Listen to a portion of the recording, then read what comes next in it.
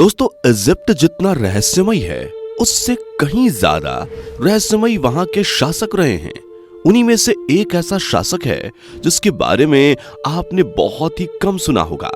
दरअसल दोस्तों, हम बात कर रहे हैं आखानातन की। दोस्तों, आखानातन का साम्राज्य इतना बड़ा था कि उसे संभालने के लिए उसने करीब 1 लाख लोगों को अपनी सेना में भर्ती किया था।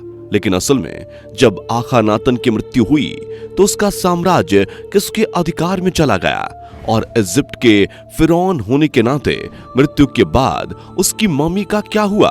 क्या आखानातन की मम्मी इस धरती पर आज भी मौजूद है? क्या उसके मरने के बाद उसके राज्यों और महलों की महिलाओं पर किसी ने कब्जा कर लिया या फिर आखानातन के बेटे तूतनखामेन ने सब हड़प लिया? चलिए जानते हैं आज के हमारे वीडियो में। दोस्तों, आखानातन मिस्र का एक फिरौन था। फिरौन मतलब वहां का राजा, जिसने प्राचीन मिस्र के नए साम्राज्य के 18वें राजवंश के दौरान शासन किया था।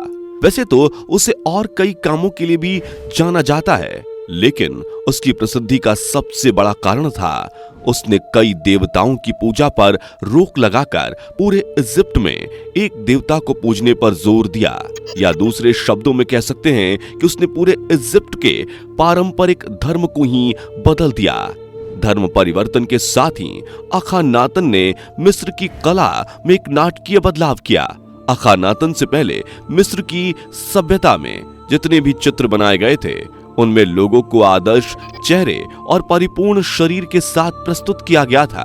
लेकिन आखानातन के फिरौन बनते ही उसने दूसरा काम यह किया कि वह अपने पास लड़कियों को नग्न अवस्था में बुलाता और उनके साथ कुछ अजीबो गरीब हरकतें करता, जिसके बाद आखानातन के कुछ खास चित्रकार उन लड़कियों का आखानातन के साथ चित्र बनाते थे। आज भी इजिप्ट में कई ऐसे पिरामिड्स हैं जहां पर आप इन चित्रों को देख सकते हैं। दोस्तों, आखानातन जब फिरौन था तब इजिप्ट को सबसे धनी माना जाता था। कहते हैं कि आखानातन के समय इजिप्ट के राजकोष में इतना ज्यादा धन था कि वो अपने आसपास के राज्यों को बिना ब्याज के पैसा देता था। लेकिन आखानातन उनसे ब्याज तो नहीं लेता था, लेकिन ब्याज के बदले वो उस राज्य की सबसे सुंदर कन्याओं को लेता था। दोस्तों, शायद यही वजह है कि लोग आज उसे एक सनकी और अय्याश राजा कहते हैं। हमारी पिछली कई वीडियोस में हमने आपको बताया कि आखानातन कितना ज्यादा सनकी और कितना बड़ा अय्याश राजा था। उसे लड़कियां बहुत पसंद थीं। उसे लड़कियां इतनी ज्यादा पसंद थीं कि उसने इजिप्ट की सबसे सुंदर लड़की से शादी की थी, लेकिन फिर भी उसने अपनी अय्याशी नहीं छोड़ी थी। दोस्तों, आखानातन ने करीब 17 साल राज किया और करीब 1336 के आसपास उसकी मृत्यु हो गई थी। दोस्तों, यह आंकड़ा पुरातत्व खोजकर्ताओं के माध्यम से आया है, लेकिन कई इजिप्ट के वैज्ञानिकों का कहना था कि इस समय आखानातन की मृत्यु नहीं हुई थी, बल्कि उसने काफी लंबा शासन किया था, लेकिन वो शासन अदृश्य था। मतलब दोस्तों, कई इजिप्ट के विद्वानों का कहना है कि असल में आखानातन जिस देवता को मानता था उसने ही उसे ऊपर बुला लिया था और आखानातन ऊपर से ही अपने साम्राज्य को चला रहा था। दोस्तों, बता दें कि आखानातन जब मरा तो उसके शरीर को काफी सारे सोने चांदी के साथ दफनाया गया था। दोस्तों, जब भी कोई फिरौन मरता था तब इजिप्ट के लोग उसके शरीर के साथ साथ बहुत सारा सोना, चांदी, रुपया और काफी सारा खजाना भी दफनाते थे। उनका मानना था कि मृत्यु के बाद भी एक जीवन होता है और उस जीवन को चलाने के लिए उन्हें सोने, चांदी और धन की जरूरत पड़ती है। दोस्तों, यूं तो इतिहास में आपको ये पढ़ने को मिलेगा कि आखानातन की मृत्यु के तुरंत बाद ही तूतनखामेन को नया फिरौन घोषित कर दिया गया था, लेकिन असल में ऐसा नहीं था।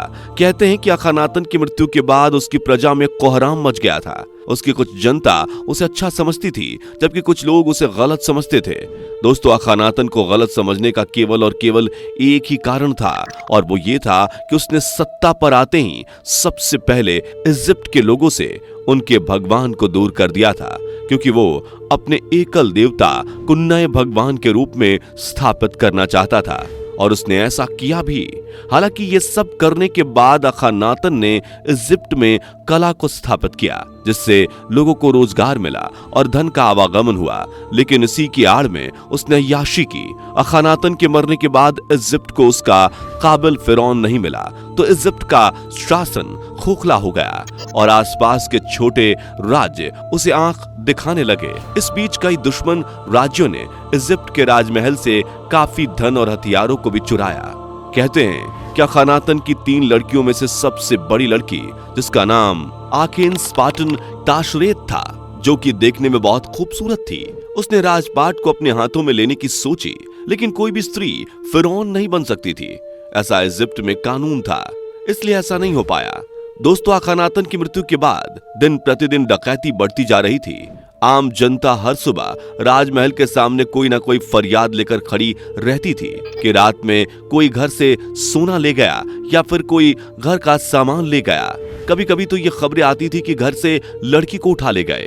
दोस्तों, ये सारी बातें सुनने के बाद अखानातन की पत्नी ने इस बात का फैसला किया कि अब जल्द ही किसी ना किसी को फिरौन घोषित करना पड़ेगा। कुछ समय बाद सबकी सहमति और सोच समझकर तूतनखामेन को नया फिरौन घोषित किया गया। दोस्तों, जब तूतनखामेन को फिरौन बनाया गया तब तूतनखामेन मात्र 9 साल का था। इस उम्र में जहां बच्चे खेलते हैं, मजे करते हैं, उस उम्र में तूतनखामेन ने अपने कंधों पर राज्य की जिम्मेदारियां ले ली। लेकिन दोस्तों, तूतनखामेन को कम मत समझिए। 9 साल की उम्र में तूतनखामेन में उतनी ज्यादा कमियां नहीं देखी गई जो अखानातन में उस समय थी, जब वो इजिप्ट पर राज कर रहा था। तूतनखामेन भले ही 9 साल का रहा हो, लेकिन उसे सत्ता का ज्ञान अच्छा था। उसका एक सबसे बड़ा कारण यह भी था कि इजिप्ट हमेशा से अपने संस्कारों और संस्कृति के प्रति बेहद गंभीर रहा है और आज भी इजिप्ट के लोग अपनी संस्कृति को नहीं भूले हैं। दोस्तों, तूतनखामेन ने सत्ता में आकर सबसे पहले तो अखानातन के बनाए हुए देवता को हटाकर वहां पर वापस पुराने इजिप्ट के देवताओं को स्थापित किया। उसने और भी कई धार्मिक परिवर्तन किए। दोस्तों, जैसा कि आपको हमने बताया कि जब तूतनखामेन 9 साल का था तब वो अखानातन की मृत्यु के बाद सिंहासन पर चढ़ा था। अपने राज्याभिषेक के कुछ समय बाद तूतनखामेन का विवाह अखानातन की तीसरी बेटी और शाही परिवार की सबसे बड़ी जीवित राजकुमारी आखेनस्पाटन से हुआ था, जो कि तूतनखामेन की सगी बहन थी। बता दें कि इजिप्ट में उस समय भाई बहन के रिश्ते एक आम बात थी। दोस्तों, यहाँ पर हमने जीवित इसलिए जोड़ा क्योंकि कई लेखों के मुताबिक आखेनस्पाटन की मृत्यु काफी पहले हो चुकी थी। लेकिन जब आप इजिप्ट की ऑफिशियल वेबसाइट में इस बात को पढ़ेंगे तो वहां पर इस बात के बारे में कोई जिक्र नहीं है। उस साइट पर आखेनस्पाटन की मृत्यु का कोई लेखा जोखा नहीं है। इस बात पर काफी विवाद भी हुआ था कि आखिर इतिहास के बारे में इस तरह की गलत जानकारियां कैसे पब्लिश हो रही हैं। हालांकि इस पर कई बार ना जाने कितनी बहस चढ़ी, लेकिन कभी भी कोई मामला स्पष्ट रूप से सामने नहीं आया। इसका एक सबसे बड़ा कारण यह भी हो सकता है कि तूतनखामेन अखानातन से बहुत चिढ़ता था। आपको शायद मालूम ना हो कि अखानातन के मरने के बाद तूतनखामेन ने अपने सैनिकों की मदद से अखानातन की मम्मी को निकलवाकर नष्ट करा दिया था। शुरू में अखानातन को रॉयल वादी के एक मकबरे में दफनाया गया था। मकबरे का निर्माण करने और फिरौन को दफनाने का आदेश वहां की राजधानी की सीमाओं पर बनाया गया था, जहां पर मृत्यु से पहले ही फिरौन अपने हाथों से बात को लिख देता था, मेरे लिए एक मकबरा बनाया जाए और मेरी कब्र उसी में बनाई जाए। लेखों के अनुसार तूतनखामेन ने अखानातन की कब्र को 2 बार खुदवाया। पहले उसने मकबरे से अखानातन के ताबूत को निकलवाया और दूसरी जगह दफन करवा दिया। उसने ऐसा इसलिए किया क्योंकि पहले वाली जगह हर किसी को पता थी, लेकिन दूसरी जगह बहुत कम लोगों को पता थी। लेकिन उसे पता था कि आज नहीं तो कल ये बात सबको पता चली जाएगी, इसलिए दोबारा उसने अखानातन के ताबूत को निकलवाकर नष्ट करवा दिया। कुछ सालों पहले पुरातत्व विभाग ने अखानातन के ताबूत को ढूंढने का प्रयास किया, लेकिन अखानातन का ताबूत नहीं मिला, ना ही उसकी मम्मी मिली। लेकिन पुरातत्व विभाग का मानना है कि अखानातन की मम्मी इजिप्ट में ही कहीं छुपी हुई है। वहीं तूतनखामेन के ताबूत को पुरातत्व विभाग ने आसानी से खोज निकाला था। वैसे दोस्तों, इतना सब जानने के बाद अखानातन के बारे में आपकी क्या राय है, नीचे कमेंट बॉक्स आपके लिए खुला है। जाने से पहले वीडियो को लाइक शेयर जरूर करें और ऐसी ही और वीडियोस के लिए इस चैनल को सब्सक्राइब करके बेल नोटिफिकेशन को भी जरूर ऑन कर लें। धन्यवाद।